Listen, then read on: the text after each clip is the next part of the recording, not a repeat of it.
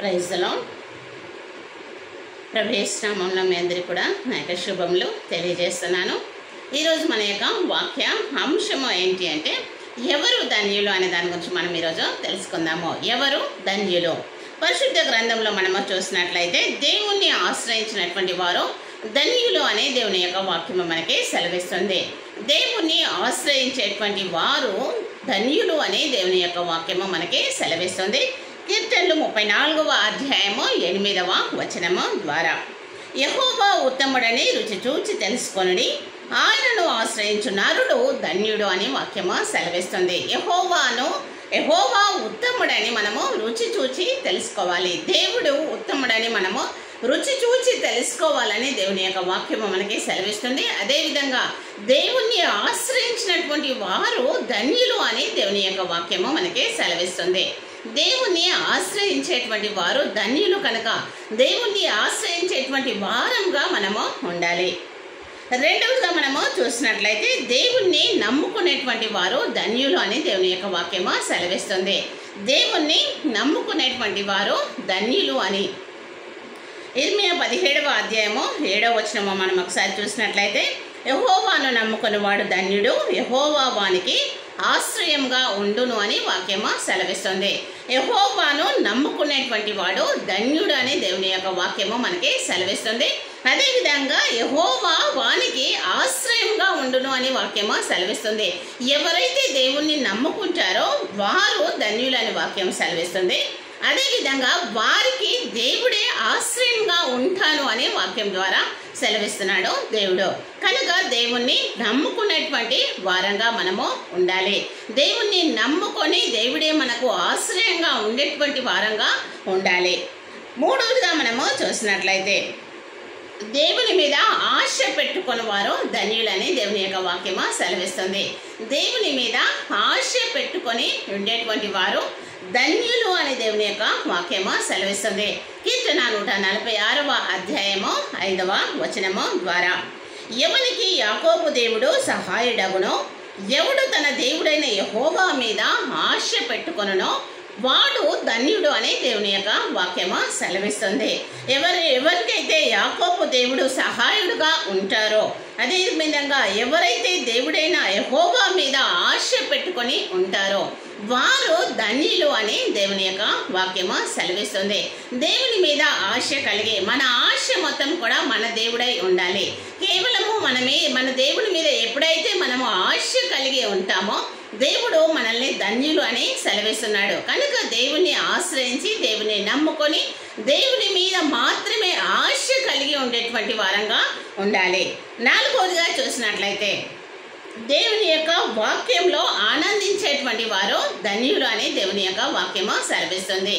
దేవుని యొక్క వాక్యము ద్వారా ఆనందించేటువంటి వారు ధన్యులు అని వాక్యము సెలవిస్తుంది. కీర్తన 1వ అధ్యాయము 2వ వచనము ద్వారా యెహోవా ధర్మశాస్త్రం నందు ఆనందించుచు దీవారాత్రములు దానిని ధ్యానించువాడు ధన్యుడు అని దేవుని యొక్క వాక్యము సెలవిస్తుంది.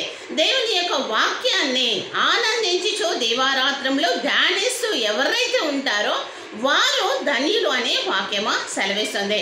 కనుక దేవుని వాక్యమునందు మనము ఆనందిస్తూ ప్రతిదినము దేవుని యొక్క వాక్యాన్ని ధ్యానించేటువంటి వారంగా ఉండాలి. ఎప్పుడైతే మనము ఆ విధంగా ఉంటామో వారు ధన్యులు అని దేవుని యొక్క వాక్యము మనకి వివరిస్తుంది. ప్రభు సంధానంలో ఎవరు ధన్యులు అంటే దేవుణ్ణి ఆశ్రయించినటువంటి వారు, దేవుణ్ణి నమ్ముకున్నటువంటి వారు, దేవుని పైన ఆశ పెట్టుకున్నటువంటి వారు, అదేవిధంగా దేవుని యొక్క వాక్యమందు ఆనందించేటువంటి వారు. ఐదవదిగా చూసినట్లయితే దేవుని యొక్క ఆజ్ఞలను బట్టి ఆనందించేటువంటి వారు కూడా ధన్యులు అని దేవుని యొక్క వాక్యము సెలవిస్తుంది. దేవుని యొక్క ఆజ్ఞలను బట్టి ఆనందించేటువంటి వారు కూడా ధన్యులు అని వాక్యము సెలవిస్తుంది. కీర్తనలో 112వ అధ్యాయము 1వ వచనము యెహోవాను స్తుతించుడి, యెహోవా యందు భయభక్తులు కలవాడు, ఆయన ఆజ్ఞలను బట్టి అధికంగా ఆనందించువాడు ధన్యుడు అనే దేవుని యొక్క వాక్యము సెలవిస్తుంది. యెహోవాను మాత్రమే మనము స్తుతించేటువంటి వారంగా ఉండాలి. యెహోవా యందు మనము భయభక్తులు కలిగి ఎప్పుడైతే ఆయన ఆజ్ఞల యందు అధికంగా ఆనందిస్తామో వారు ధన్యులు అని దేవుని యొక్క వాక్యము సెలవిస్తుంది. దేవుణ్ణి స్తుతిస్తూ దేవుని యందు భయభక్తులు కలిగి దేవుని యొక్క ఆజ్ఞల యందు అధికమైనటువంటి కలిగి ఈ లోకంలో మనము ఉండేటువంటి వారంగా ఉండాలి. అప్పుడు మనము ధన్యులమని దేవుని యొక్క వాక్యము సెలవిస్తుంది. ఆ రోజుగా చూసినట్లయితే మనము దేవుని చేత గద్దించబడినటువంటి వాడు ధన్యుడు. దేవుని చేత గద్దింపబడినటువంటి వాడు ధన్యుడు. యోబు గ్రంథము 5వ అధ్యాయము 17వ వచనం ఒకసారి మనము చూద్దాము.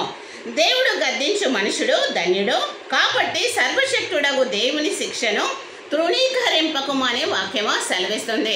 దేవుని ఎవరినైతే గద్దిస్తాడో ఆ మనుషుడు ధన్యుడు అని వాక్యము సెలవిస్తుంది.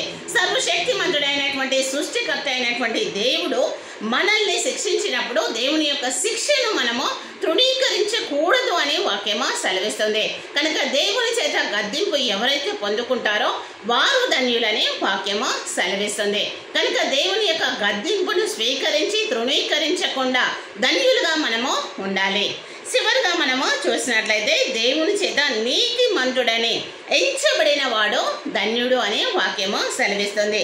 దేవుని చేత నీతిమంతుడని ఎంచబడిన వాడు ధన్యుడని రోమాపత్రిక 4వ అధ్యాయము 6వ వచనం ద్వారా దేవుడు మనతో మాట్లాడుతున్నాడు.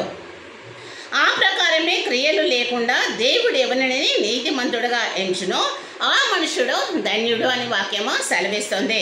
ఎవరైతే దేవుని చేత నీతిమంతుడు బడుగా ఎంచబడతారో వారు ధన్యులు అని వాక్యము సెలవిస్తుంది.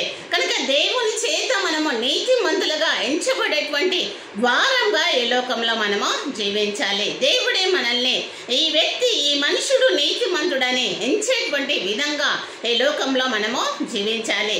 ఆ విధంగా నీతిమంతుడుగా ఎంతమంది అయితే ఎంచబడతారో వారందరూ కూడా ధన్యులు అని దేవుని యొక్క వాక్యము సెలవిస్తుంది.